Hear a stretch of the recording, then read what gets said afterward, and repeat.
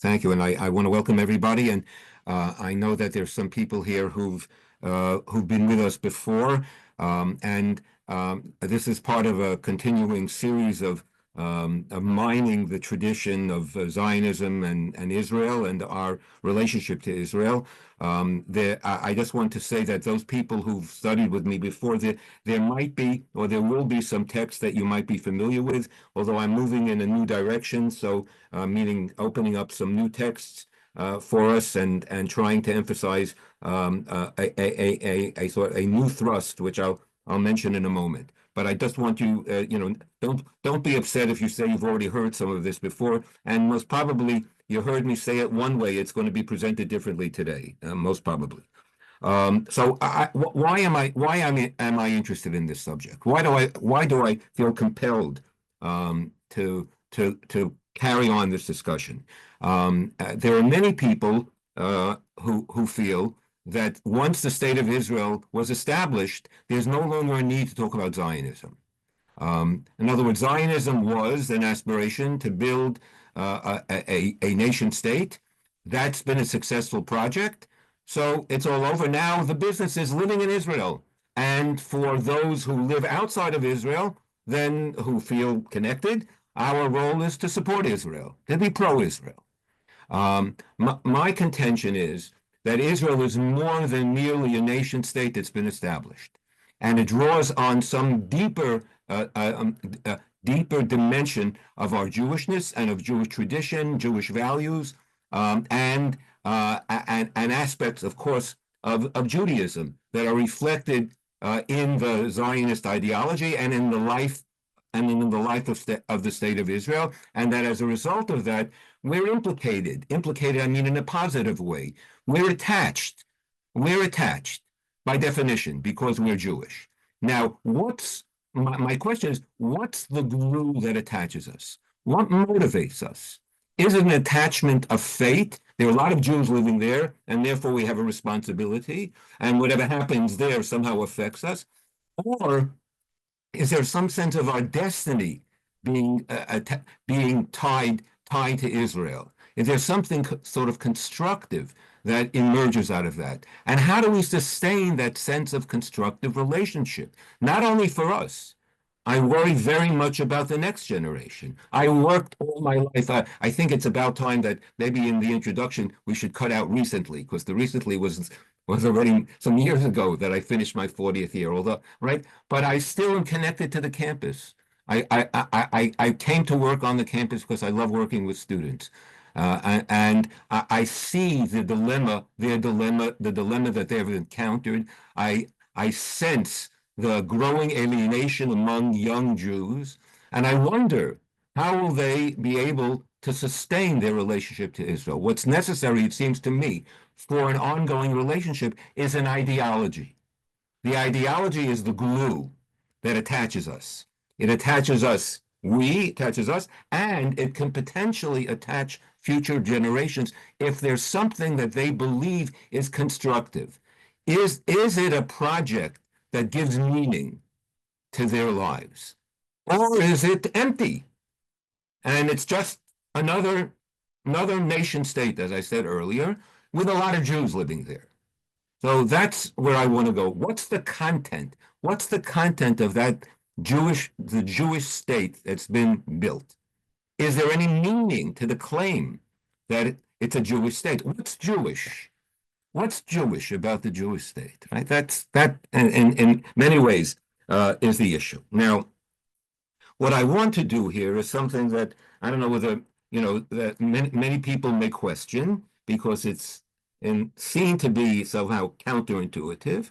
I want to look to the religious tradition, not because I want religion to dominate in the state.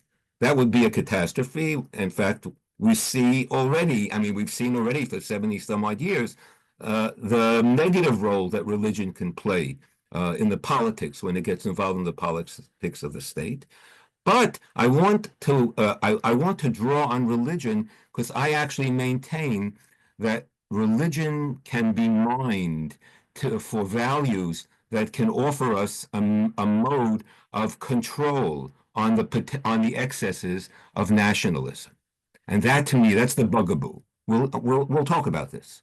Rabbi Amiel, who was the chief rabbi of Tel Aviv, we'll see some of his teachings, wrote in the 30s that nationalism is the idolatry of our times.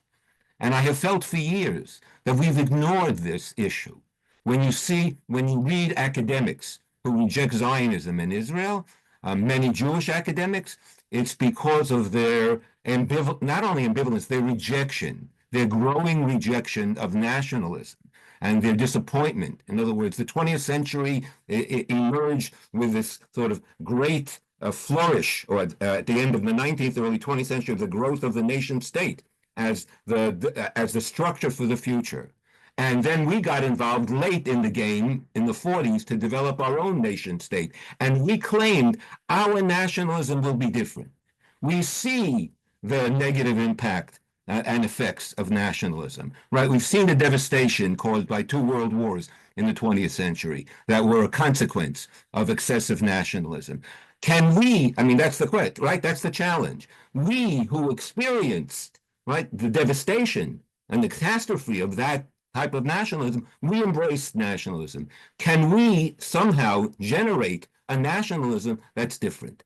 And my response is I feel obligated to try to develop a mode of thinking that allows us to both celebrate our national achievement and at the same time preserve our values and our morality in the process.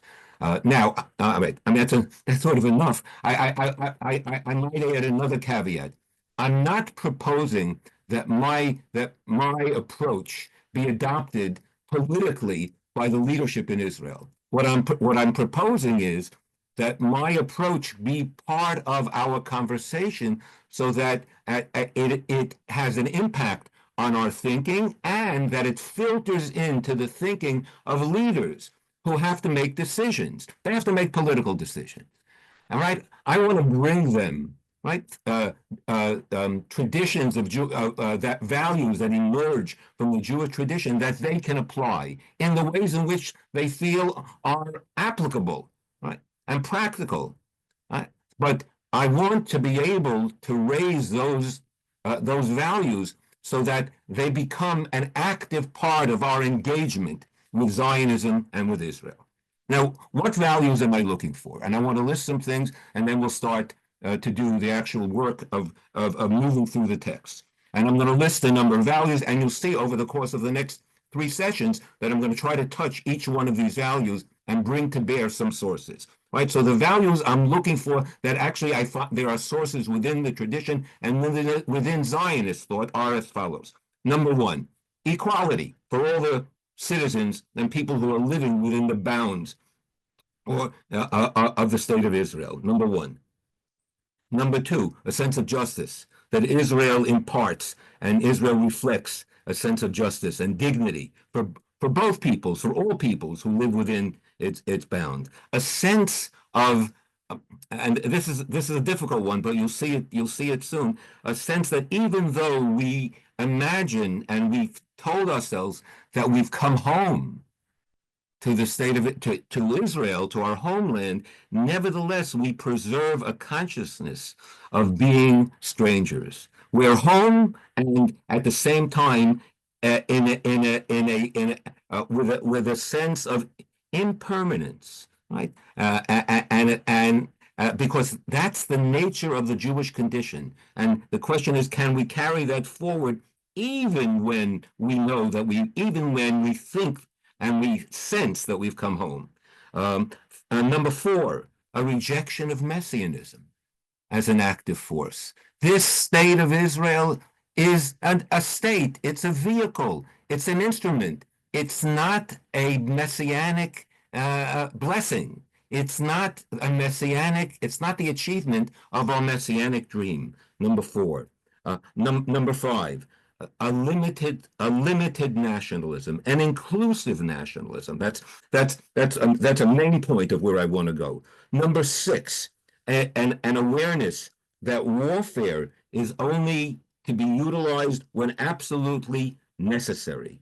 It's necessary.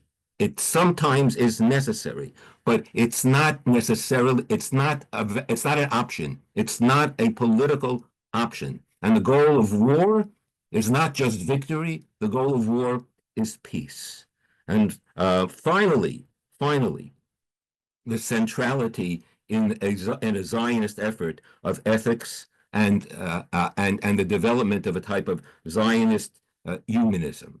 We'll see this fairly soon in our sources. So I want to begin by reading to you and by quoting to you the first source. I'm going to share my screen 1 second, and then we'll all see right away. Here we are. Okay. Can everyone see the sources? Yes, you can. All right. So the first source, actually from my teacher, I may have shared this once before, but I find this to be inspiring and so incisive. In 1958, Rabbi Soloveitchik presented a lecture in English, and he said as follows. Till the late 60s, almost all his lectures were in Yiddish. He said as follows: "The Jew has experienced persecution and brutality. We never had a state. We never had political power. What if we had been a state in the Middle Ages? How would we have acted? Just like the feudal lords? Or would we have acted differently because of Jewish values? Who knows? Now, with the state of Israel, the test has come. We are facing the test. Will we behave like any other state ethically? Will we restrain ourselves from engaging in certain injustices, so to say, practices which are in conflict with basic Jewish ethics? Or will we yield to temptation? Here we have an opportunity. The Jews are the rulers. They legislate the laws. They are, so to say, the masters. Will we act like masters? Or will we understand that Judaism doesn't know the concept of master and slave, victor and vanquished, powerful and weak? This is my problem with regards to the state of Israel. The whole of Jewish history will be interpreted in terms of what the state of Israel will do in the next 50 years. If the state of Israel doesn't live up to Jewish ethics, people will reinterpret Jewish history in a whole different light. The question is not whether Israel will defeat the Arabs on the field of battle, but whether we'll defeat our evil within, or within our own community, and be victorious in this field. To me, this is the most important problem. I mean, this, in some ways, when I read this in my classes, I always end by saying, this says it all. There's no really any need to continue after this comment. If you know who Soloveitchik was, he was the master of Talmudic analysis, the Rosh Yeshiva, the head of the Yeshiva at Yeshiva University for 2 or 3 generations, and the honorary president of the religious Zionists throughout from the 40s onward till he died in the 90s.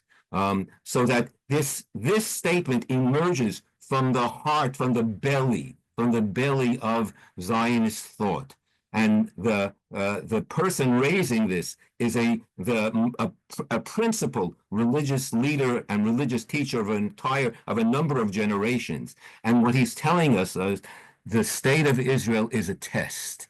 The test is, and I'll repeat this again a number of times. Think about this. Does Judaism really work?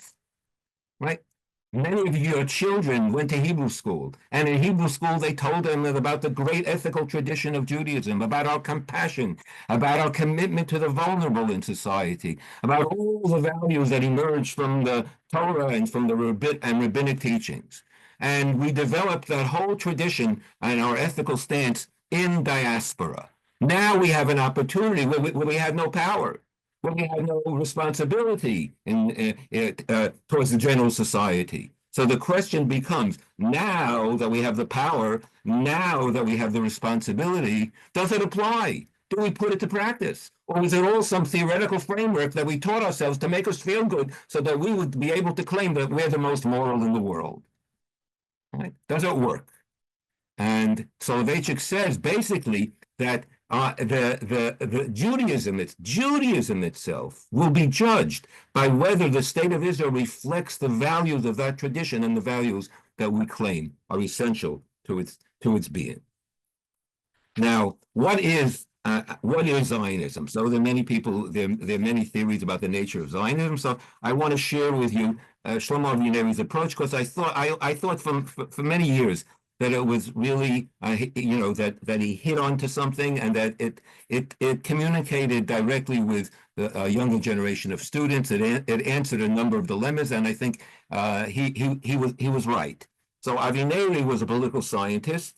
Many of you may have. I think he may have spoken for CSB years ago, because he came to California. He taught in San Diego at UCSD for a year sabbatical. He spoke all over the United States. He was an important theoretician of Zionist thought. He worked. He actually for a number of years he headed up the foreign ministry during the Labor government in the 70s, and he just passed away this past year, I think. And Avineri wrote a wonderful book called The Making of Modern Zionism, which I recommend. Please put it in the chat. For those of you who want to know something about the history of Zionist thought, he ranges across from Jabotinsky and Ben Gurion to Buber to Rabbi Kook, etc. It's really, I think, a splendid presentation. And he writes as follows in his introduction: Zionism then is a post-emancipation phenomenon. Chaim, can you just make the text maybe a little larger on your screen? Why? How do I do that? If you're with a Mac, Command Plus should do that. I'm not in a Mac. Or is it? Why is it not? So for those of you who need, you can enlarge the text on your screen, or you can use the handout that I sent, and we'll send it again. Okay. All right. I'm trying to see if there's a mechanism for enlarging the text. Let me see 1 second. No, I don't see. We'll leave it at that, and I just sent the handout again. So if people can either enlarge the text on their own screens or follow in the handout. Okay. Sorry All about right. that. I'm going to read. Okay. So he writes as follows: Zionism then is a post-emancipation phenomenon. While drawing on a historical bond with the ancestral land of Israel, it made it into an active historical practical while drawing on a historical bond with the ancestral land of Israel, it made into an active historical practical focus a symbol that had lain dormant, passive, though potent, in the Jewish religious tradition. So in other words, what Avineri wants to teach us and tell us is, don't buy, I mean, this is a crude way of saying it, don't buy the propaganda that Zionism is 3,000 years old. It's not 3,000 years old. Yes, the roots of Zionism are in a historical tradition. The roots of Zionism are in the Bible, but the creation of the state of Israel is not a fulfillment of the biblical vision. Right? I think it's important for us to have a little bit of restraint and a sense of honesty. Right? Jewish nationalism was then one specific aspect of the impact of the ideas and social structures unleashed by the French Revolution. It's a modern phenomenon, Zionism, modernism, and secularism. It's a secular effort, not a religious effort emerging from the rabbis and from, in fact, the rabbis were mostly opposed. It was a response to the challenges of liberalism and nationalism, much more than a response merely to anti-Semitism. And in other words, what Avineri says is, yeah, there was anti-Semitism throughout the history and the Middle Ages. There was no Zionist movement that emerged after the Crusades. There was no Zionist movement that emerged after the expulsion from Spain. There had to be a convergence of circumstances in the 19th century that gave birth to Zionism. And for this reason, it could not have occurred at any period before the 19th and 20th centuries, because of the convergence of this movement of nationalism, liberalism, modernism, and the anti-Semitism that was experienced in Europe. The sense that despite the Enlightenment, there's no room for us as citizens, as equal citizens in the European environment, the European structure. That was certainly Herzl's conclusion. Zionism was the most fundamental revolution in Jewish life. This is the line. It substituted a secular self-identity of the Jews as a nation for the traditional and Orthodox self-identity in religious terms. So Zionism actually was a revolution against Judaism. And you understand something about why Orthodox rabbis rejected Zionism, because they knew, the ones who were perceptive and insightful knew that Judaism was being replaced by nationalism. And the dilemma was, which Avineri doesn't talk about in this paragraph, was that given Enlightenment, given modernism, given science, and the abandonment of religion by Jews in early modern Europe, then Zionism emerged as a replacement, as a focal point for Jewish identity. At a time when Jewish identity was being diminished by the surroundings, by the anti-Semitism from without, and by the secularism that was rising from within, Zionism came to save the Jews, save the Jewish people, give them a focal point for their efforts and for sustaining their Jewish identity, and a focal point for building and constructing for the future, right? And that which was the Jewish nation that was going to be rebuilt and reborn. It changed a passive, this is the nature of the revolution, quietistic and pious hope of the return to Zion into an effective social force, moving millions of people to Israel.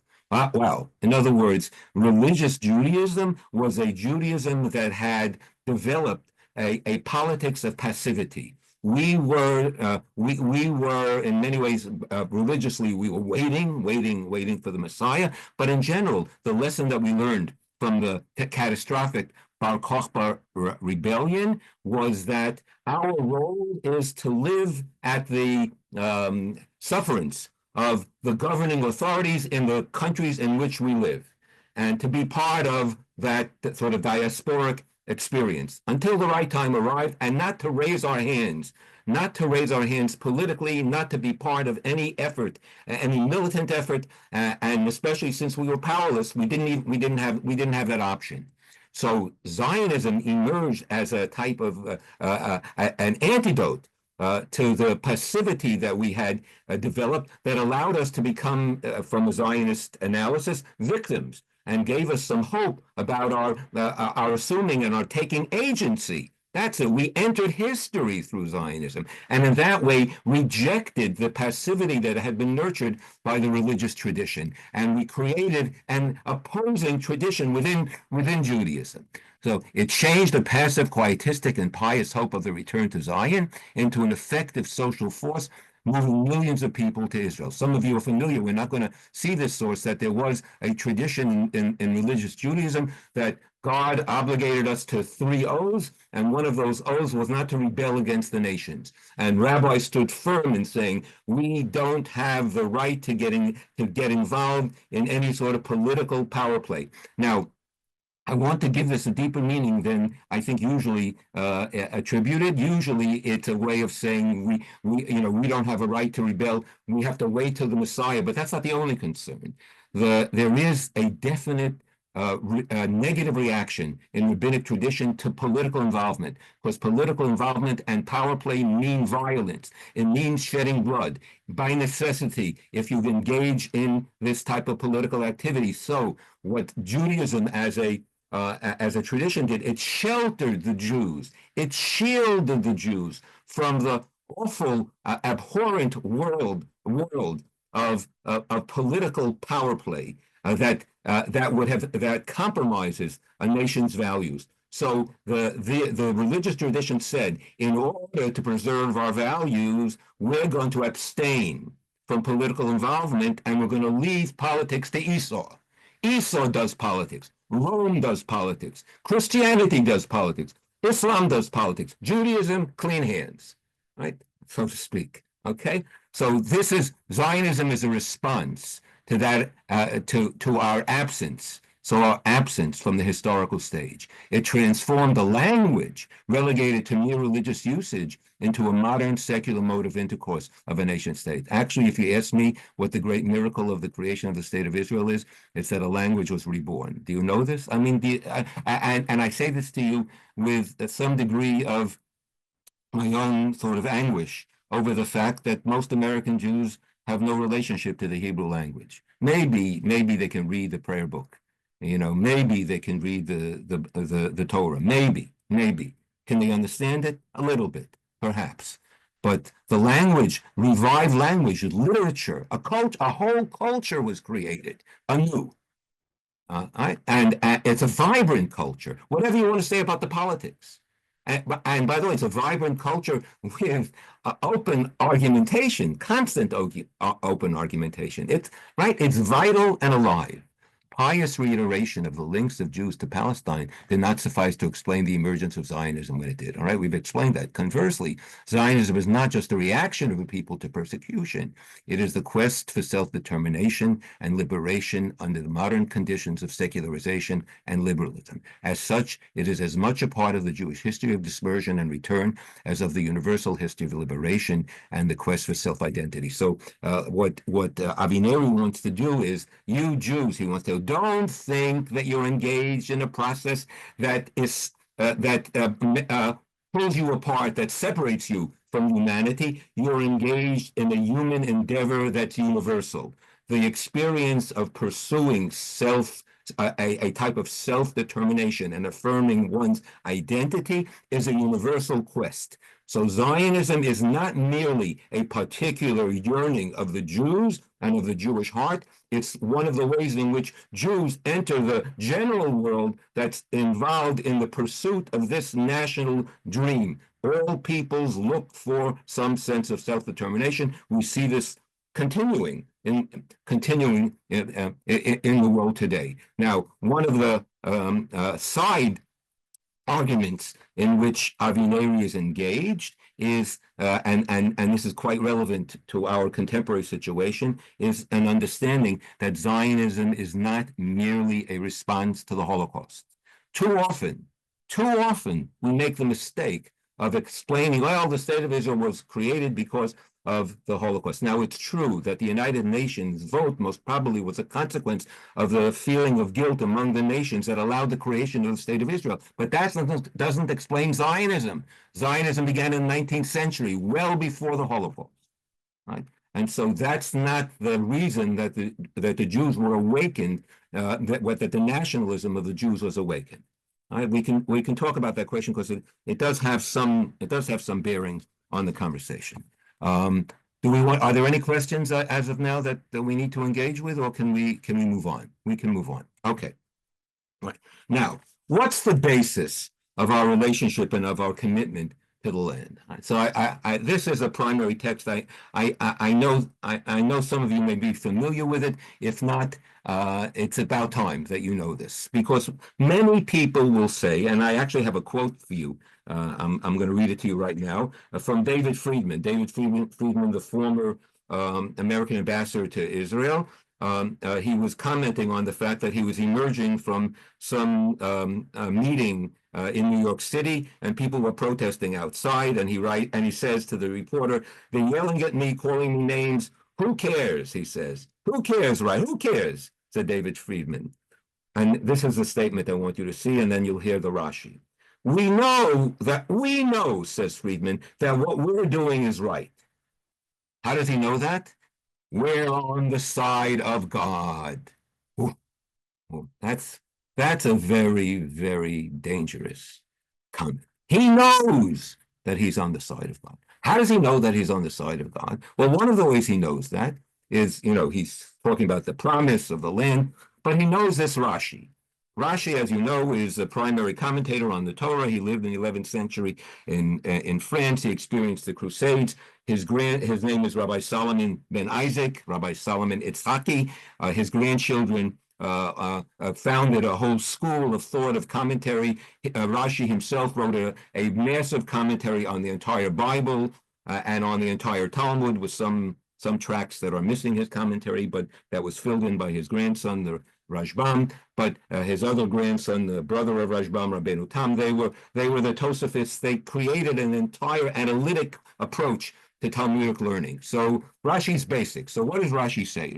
I'm gonna read the first line, and then I'll do this outside the text. In the beginning, the first word in the Torah, right? Bereshit, Rabbi Isaac said, the Torah, which is the law book of Israel, should have commenced with the verse, "This month shall be unto you the first of months," which is the first commandment given to Israel. So Rashi is asking if the Torah is a Jewish Torah, if it's our personal book, right? It's our story. How come it doesn't begin with our stuff? The Torah is about the nomos, the law of Israel. it should start with the first law. The first law after leaving Egypt is that, I mean, at least as perceived from the surface of the text, there might be a more subtle understanding, but then nevertheless is this month is unto you the first month. That's the first mitzvah, and we understand this.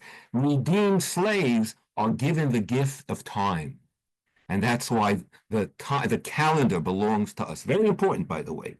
The agency that was gifted to us upon a liberation from Egypt was that we get to determine the calendar, not God. When the angels, the Midrash says, when the angels approached God before Rosh Hashanah and said, when is Rosh Hashanah? We have to prepare our judgment of Israel, right? We got to prepare our prosecution. And our list of the violations. So God says, "What are you asking me? Go and check with the court with the court, the rabbinic court. They're the ones who are determining the calendar." So that's really an expression of our freedom, that we get to determine the calendar. So Rashi says the Torah should begin with this first law. Not only the first law, this is sort of a shaping law that gives us a sense of what the law is really all about. The law itself is a vehicle for expressing our freedom rather than our constriction, as many people imagine.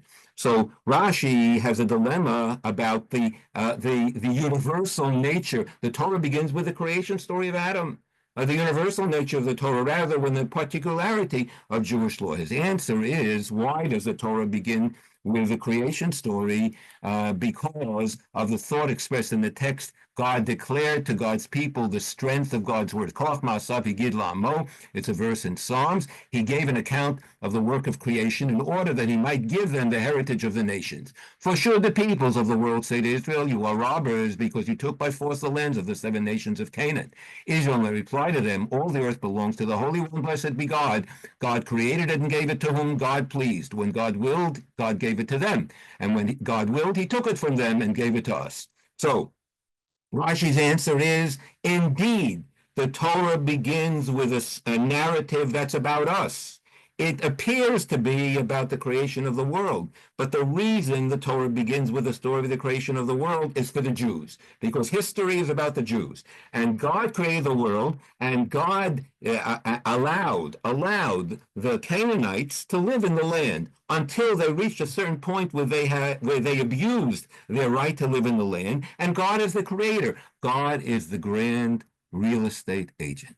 And God has the capacity to use God's power. God's a power broker to decide. They used up their rights. They lost their right to the land. I'm now going to give it to Israel. And our understanding, according to the simple way of reading the Rashi, and according to David Friedman, is we got to keep it for keeps. It's ours forever. And it's ours forever because that was the purpose of creation. God demonstrated by creating the world that God is the master and that God has the right to decide who lives wherever they live. And God decided that we have the right to live in the land. Right, so that's one way of reading the Rashi. But I want to offer a counter reading of the Rashi because Rashi might, and I think this is a true reading because it's true to my sense, to my sensibility about the values and about, I think, Rashi's intention, and that is, in the same way that the Canaanites were vulnerable to expulsion from the land because they lost their right, so what Rashi is saying, this teaching is both a particular teaching to us and a universal warning to humanity. You live in a world created by God that imposes upon you responsibilities. And if you abuse those responsibilities, you can lose it. The Jews can lose it, and others can lose it. It's not meant, in my mind, to be taken literally, but it's a grand warning about our consciousness, about how we live in the world. You're going to see in a moment how George Steiner reflects this idea. But it's very profound, very profound. Understand that as a citizen of the world, you have a responsibility to your society, to the environment, to the world around you in which you live. And if you abuse that privilege that you've been granted, then it's not so much that God's going to come and strike you down. You're going to self-destruct eventually.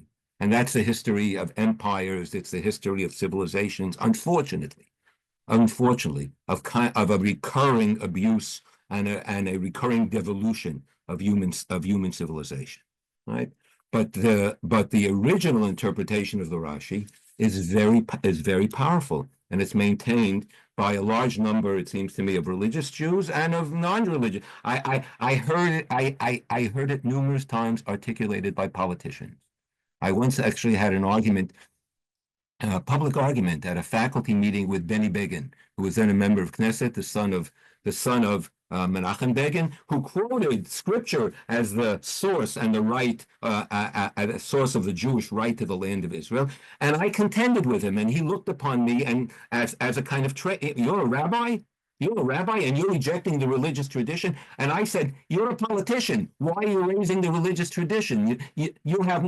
As a politician, the Bible doesn't play a role in determining politics. The Arabs don't care what the Bible says. The Christians, well, Christians do care what the Bible says. It's true, but it doesn't have a role to play with a political determination. It's a teaching for us that we carry with us. It imposes obligations on us. And when we think about this, Abraham pursued the burial place for his wife Sarah and was willing to pay through the nose, as was determined by the Hittite who owned the property, because Abraham was driven by the promise that God had made of the land. He didn't go to the Hittite who owned the land and say, you know what, I have a deed to the land. God promised it to me. He didn't say that. Right? He said, whatever you charge, I'm willing to pay, because I'm willing to pay it because I feel this obligation that has been the claim on me by the promise. So it compels me to pursue this dream. All right. I was going to read to you the passage here in a book by Meir Kahane, whom you know and you might know, and who was assassinated, a racist American Orthodox rabbi who became a member of Knesset, and he said as follows. He quotes the Rashi, he quotes this Rashi in his book, and he says, this is our claim to the land of Israel, not a nationalist one, not simply because we once lived there, not because of a Balfour or a League of Nations or a United Nations or an America or a Russia. Ours is not a request for the land of Israel, but a claim based on the divine grant to us. And my contention is we must counter Meir Kahane, we must counter the belief that we have an absolute right. The Rashi does not tell us you got it for keeps. The Rashi, in fact, tells us the opposite, that our connection to the land is conditional rather than as absolute. Now, a reflection of that idea, and I do want to get to a further point.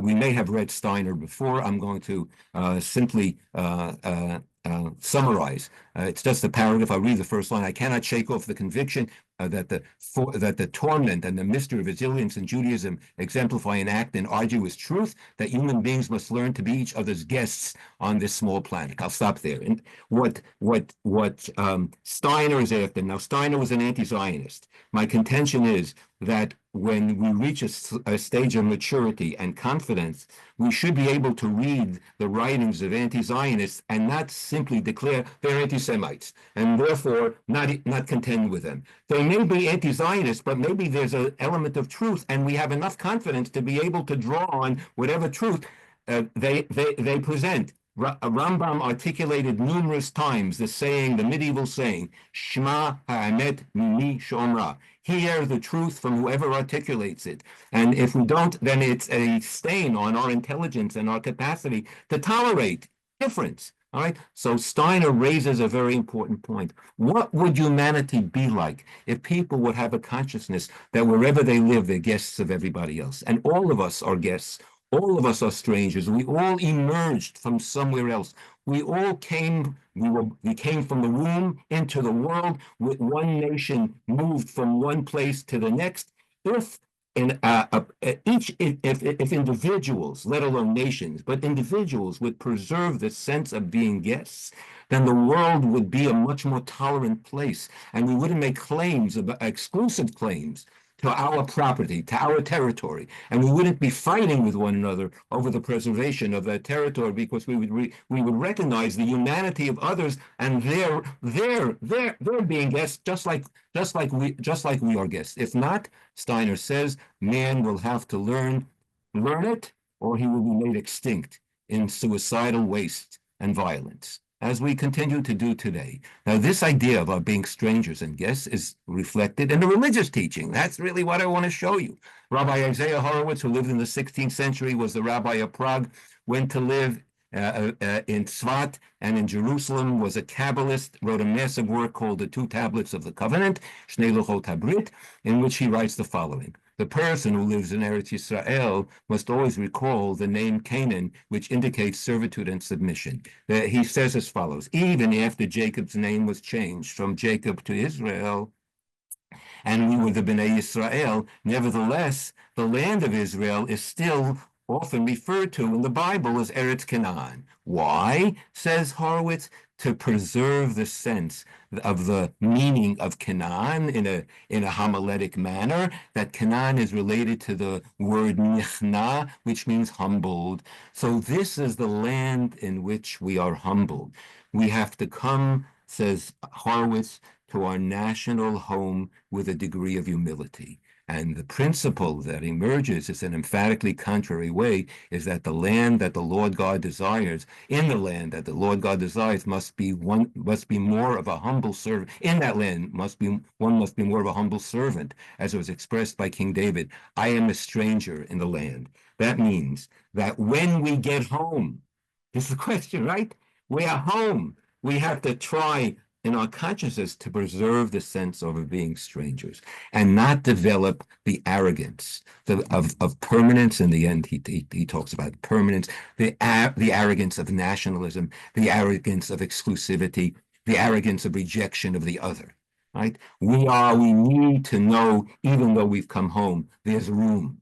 There must be room in this world for others. We cannot abide a theory of scarcity that compels us to reject others and to preserve a type of xenophobia that is scared of the difference.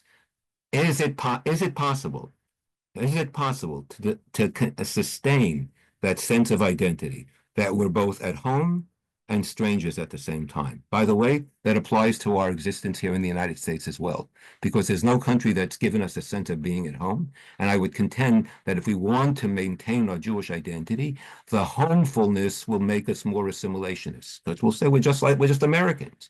How do we preserve our Jewishness? We understand that we're both at home and strangers constantly, and there's a bit of how do I say, we always feel a little, there's a bit of discomfort that we always preserve in our sense of being Jewish, not because of anti-Semitism, because of our sense that there's a distinctive nature to who we are that we want to preserve. More about that at another time, not for now. Right. Now, we're approaching, by the way, the end of our lesson for today, but an expression of a summary of the values that we want to promote in the state of Israel, that's reflective of our nationalism, of our Zionism, is articulated in the Israeli Declaration of Independence. And there we read as follows. And I would recommend, by the way, that most of you read through the entire declaration. The state of Israel will be open for Jewish immigration and for the ingathering of the exiles. It will foster the development of the country for the benefit of all its inhabitants. It will be based on freedom on freedom, justice, and peace, as envisaged by the prophets of Israel. Imagine this: the secular state of Israel. The values are based on the teachings of the prophets of Israel, right? So there's an inexorable tie between our nationalism and our tradition. The question is, how do we express, how do we articulate, how do we frame those values? Do we impose them? Do we coerce them on others? Or do those values influence the politics, the way of life, the Zionist way of life, because they are because we are immersed in that tradition, and those values are inflected in Zionism itself. It will ensure complete equality of social and political rights to all its inhabitants, irrespective of religion, race, or sex. These are amazing aspirations. It will guarantee freedom of religion, conscience, language, education, and culture. We know, by the way, that documents of declarations like this can be quite cheap. right? Because they're totally theoretical. My issue and my contention is that this should be hanging up in our living rooms, in our or something that we refer to constantly. And it's a test, something hanging over us. How are we doing? How are we doing in our quest to fulfill these aspirations? It will safeguard the holy places of all the religions, and it will be faithful to the principles of the Charter of the United Nations. The State of Israel is prepared to cooperate with the agencies and representatives of the United Nations in implementing the resolution of the General Assembly of 29th November, partition, and will take steps to bring about the economic union of the whole of Eretz Israel. So that's already, that implies that there's an understanding that there's another group living here, and we have some responsibility to develop some common economics that will allow this plot of land to thrive. Now, these values are then reflected in this declaration that was issued by Ben-Gurion. I have the original poster on the afternoon of May 14th, 1948, in which he tells the people, prepare for war, prepare for sacrifice, and then towards the end, he writes as follows. We have been cast into a cruel war. However, remember, within the confines of our state, citizens of the Arab people continue to live. For most of them, this war is repugnant. Their rights as equal citizens we are commanded to uphold. Their equal rights. In the Hebrew, it says their equal rights. We look to peace. Our hands are extended to them as partners in building the homeland. I describe this statement as follows. It was like my old alarm pad. When all the doors and windows were closed in my house, so what the alarm pad said, Shalom, ready to arm. This is Ben-Gurion's declaration.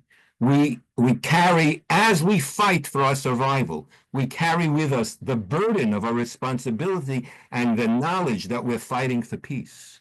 And we're fighting, and we have neighbors who are living side by side. We have no animosity. We bear no animosity towards those neighbors. Now, I'm not claiming that this is how things were carried out in practice. I'm talking about what are the ideals? What are we bringing to bear on this conversation? What have we said about ourselves that we have to live up to? And we see the Declaration of Independence, and we see Ben-Gurion, and we finally see Jonathan Sacks. And with this, I'll conclude. Jonathan Sacks says as follows in his book, writing about Zionism, future tense, but there is something it can do to recapture the moral energy that went into the building of the land. It can renew the social covenant. It can create a new civic Judaism, one that embraces religious and secular, inclusive, Jew and Palestinian alike. Zionism phase 1 gave back to Jewry what it lacked in dispersion, sovereignty, and a state.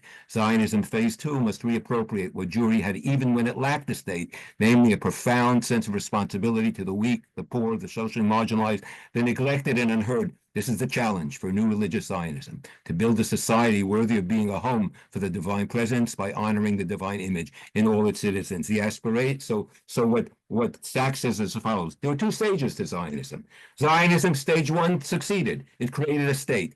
And unfortunately, we didn't engage in the work of stage 2 right away. That's my comment. But Sacks says now it's time that we devote our energies to stage 2, which is to build a moral society. That's the challenge for us. Can we bring to bear our moral tradition on the constructive enterprise of building a national future for the Jewish people? Thank you, and I'll take some questions, and then I want to end with a surprise. Okay. Thank you, Rabbi Chaim. So I'll jump directly into questions. One, you mentioned the ties between the tradition and the modern declaration, and there was a question about the contradiction, or is there a built-in contradiction between the idea of a Jewish state and a democratic state? All right. So I was raised in a home. First of all, I mean, my parents were revisionist Zionists. That means they were followers of Jabotinsky. They had a more right-wing orientation that's for another time, but they're also close to the religious Zionist community, and I had an Orthodox education, and never in my education was I told that there was a contradiction between Judaism and democracy and democracy. Never.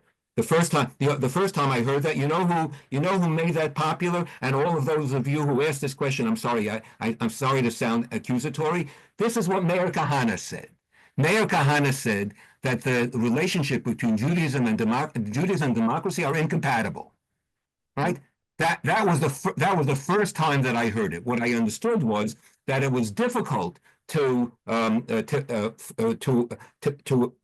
understand to generate a Judaism or to support a Judaism that will abide democratic traditions. But it's not impossible. Difficult, yes, not impossible. And in fact, the chief rabbi at the time of the creation of the state, Rabbi Herzog, the grandfather of the current president of the state of Israel, who was himself trained in law, was working precisely on an enterprise, on an entire project to demonstrate the compatibility of Jewish teachings and Jewish law with a democratic state. He was not able to complete his project, and unfortunately, and for this I hold Israel responsible and Ben-Gurion responsible, we never fulfilled the mandate to write a constitution, which would have made which would have embedded democracy into the structure of the state of Israel. There are some basic laws that seem to play that role, but it's clearly insufficient. And that's why we're faced with that challenge, and that's why Kahana can come across and say it's incompatible and it's either Judaism or democracy. But I think that we have to understand ourselves that it's not an impossibility, and you know that the ultimate authority in the state of Israel is the Supreme Court, not the rabbinic courts, right? So that itself is a judgment. Even, by the way, in matters of personal identity, the Supreme Court is the ultimate authority, right? And we can talk about that at the further time or privately. Any other questions? Yes, there was another question. If you make a distinction between anti-Zionism and not Zionist, you mentioned with George Steiner, and do you make a distinction between the two? Yes, I mean, I'll give you a religious example. I would say the following: the Neturei Karta, the extremists who demonstrate at the UN and all over against the state of Israel, right? They're ultra-Orthodox anti-Zionists. The Agudath Israel, which participates now in the government itself, they represent ultra-Orthodox yeshiva Hasidic world. They're non-Zionist for the most part. Even though some of the teachings still stem from anti-Zionist position, they're basically non-Zionist. And I think that's true. I think, by the way, it's not just in the ultra-Orthodox world. It's true for a large number of Jews. And many Jews who are pro-Israel, they love Israel, and they're not Zionists. Now, that doesn't make them anti-Zionists. In other words, their connection to Israel, Jewish people live there, they care about Israel, but it's not driven by an ideology, or they don't know the ideology, and they think that Zionism, in fact, may have some negative consequences. So they'd rather be non-Zionist and not engaged. And in fact, that's one of the things that I'm worried about, which is that people who are so encumbered by the critique of Zionism are simply trying to escape from the whole conversation about Zionism by saying, I'm not a Zionist, and just leave it at that. But that doesn't necessarily make them anti-Zionist. Anti-Zionists are people who actually actively work against not only the ideology, but the practical consequences of Zionism, that work against the state of Israel. And the non-Zionists, as you can see, have no trouble working with Israel and supporting Israel. All right.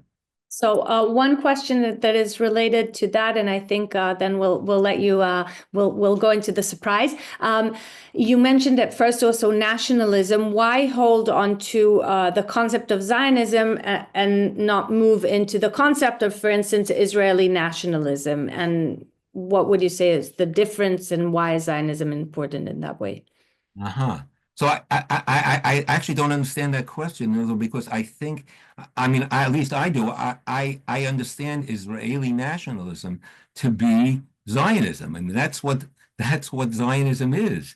It's the expression of the Jewish form of nationalism, and I mean, it has other implications, but you see, what it achieves is, and this is what Avineri was addressing, it links the modern effort to undergird a nation state with an ideology, with a tradition of Judaism, because it traces it back to Zion. Now, Ben-Gurion, when he participated in writing Declaration of Independence and drawing on the prophets of Israel, that was an expression of his Zionism. In other words, the language that's used even people continue to talk about being a light unto the nations. It comes out of Isaiah, right? So in other words, the prophetic tradition and not only the prophetic tradition, but the actual, let's say, take the sense of Passover, the sense that we have an obligation to the stranger, and that we bring that to bear on life in the state of Israel. So the connection to that tradition emanates from the fact that there's something called Zionism that draws forth from the teachings of the ages and connects that to the modern enterprise of building a nation state. It complicates our lives. Yes, it does. Because as I started, it emphasizes the fact that this is not just a variety of political nationalism.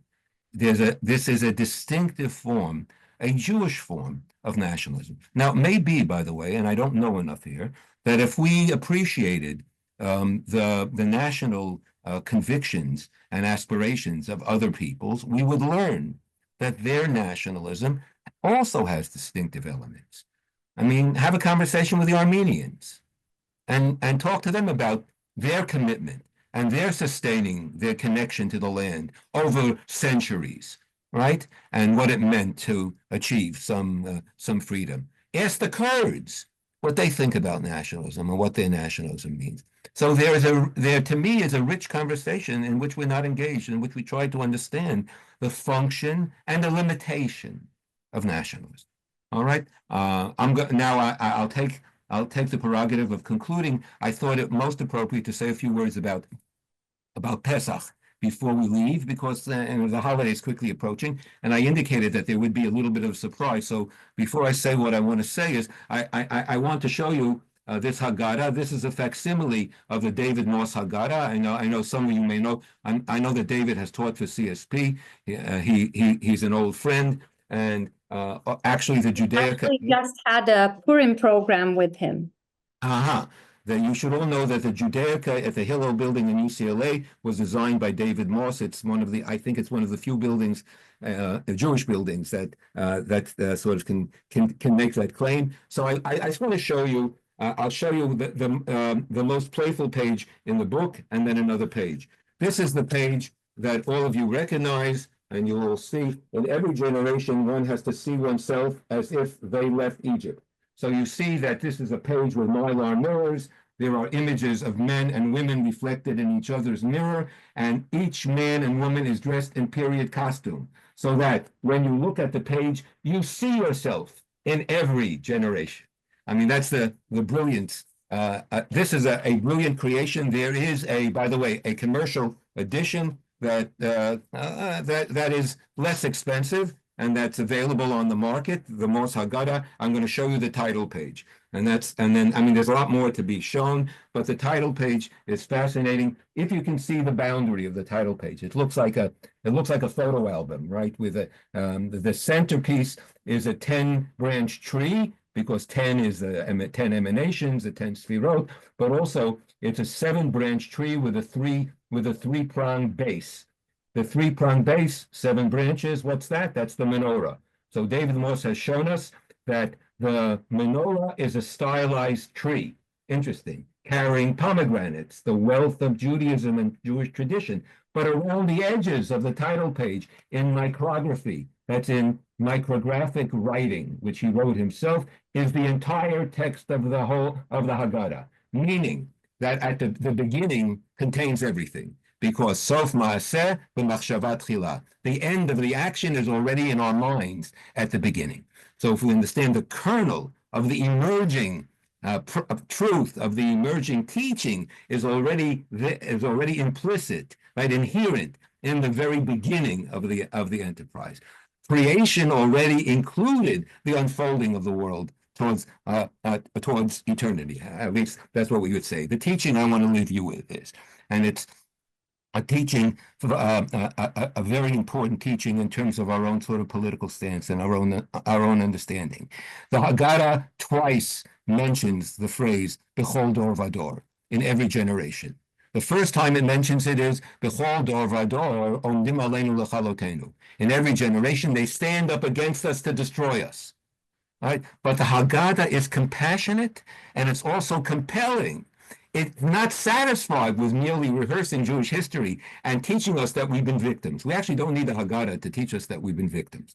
The Haggadah, in fact, wants us to somehow transcend our victimhood and lead us from Bechol Dor Vador Omdim Aleinu Lechalotenu, every generation they stand up against us to destroy us, to Bechol Dor Vador Chayav Adam Lerot et Atzmo Ki'ilu Hu Yatza Min Mitzrayim. In every generation, one must see oneself as if one left Egypt, meaning in every generation, we have to take responsibility. We have to take agency to construct a better future and not rely on victimhood to be the framing sense of our identity and emerge from our victimhood with a mission. The mission is, since we suffered, we understand that we have a special responsibility to extend ourselves to others and build a world of compassion and care for one another. Let's hope to see that soon. Hopefully that we work slowly towards that goal. We certainly need so. Chag Sameach to all of you. May you have a meaningful Pesach, and may we soon, I don't know whether all of you will agree, but I'm hoping that we will soon see an end to the rule by our contemporary pharaohs who are making our life so miserable, so all over the world. So my blessings to you and Chag Sameach. Take care. See you in a week.